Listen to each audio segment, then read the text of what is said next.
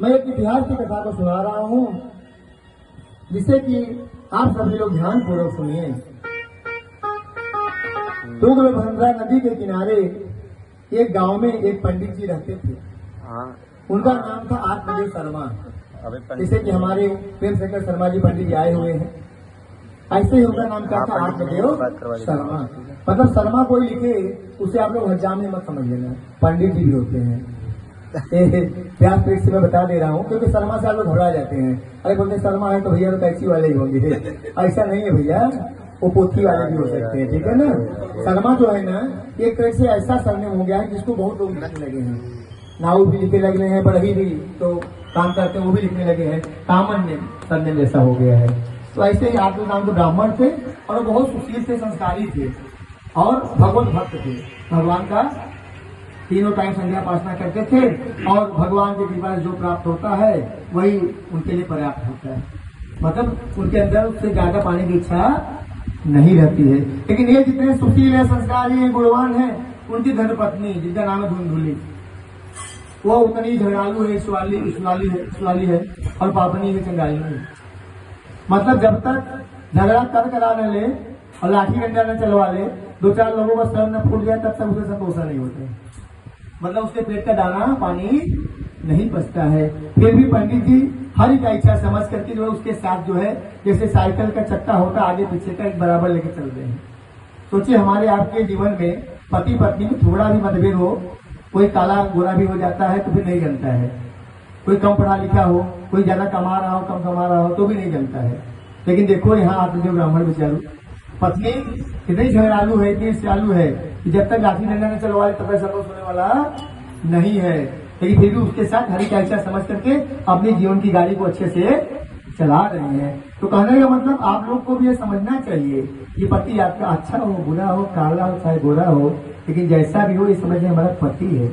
और पति को भी पत्नी के बारे में ऐसा ही समझना चाहिए कि जो भी है प्रभु के प्रसाद स्वरूप हमें प्राप्त हुई है, अब इसी से हमारा वंश वृद्धि होगा और इसी से हमें मोक्ष की प्राप्ति होएगी। लेकिन आजकल तो मैं देखता हूँ कि घर वाली में कम और बाहर वाली लोगों को मन ज्यादा लग रहा है।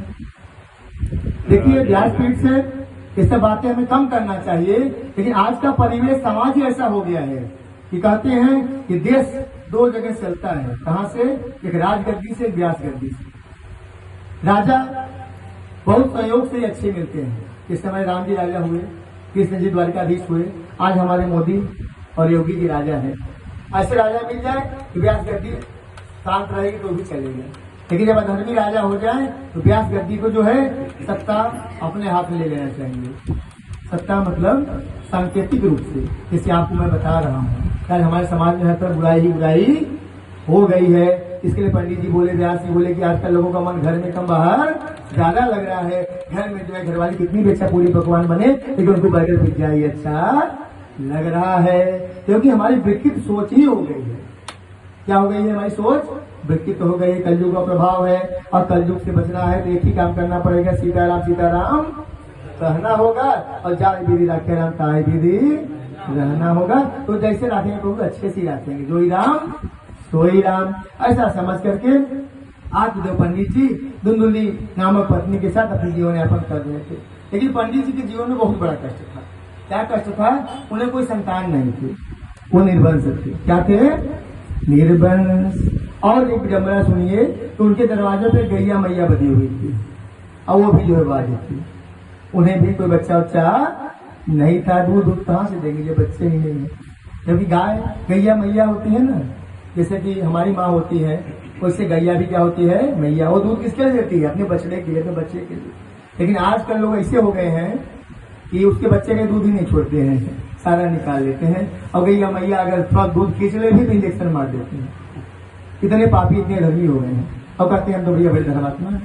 वहाँ जो बछड़े को जो दूध पीने बिना मार रहे हो और वहाँ जाके मान लो इनके दूध भी शंकर जी को भी चढ़ा दिए तो क्या भगवान खुश होंगे?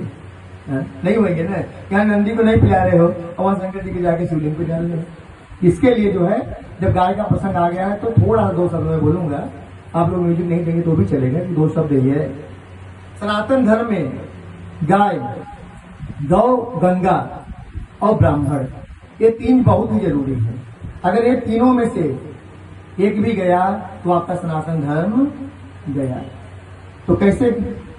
जब गाय नहीं होगी गोपाल कहाँ होगी।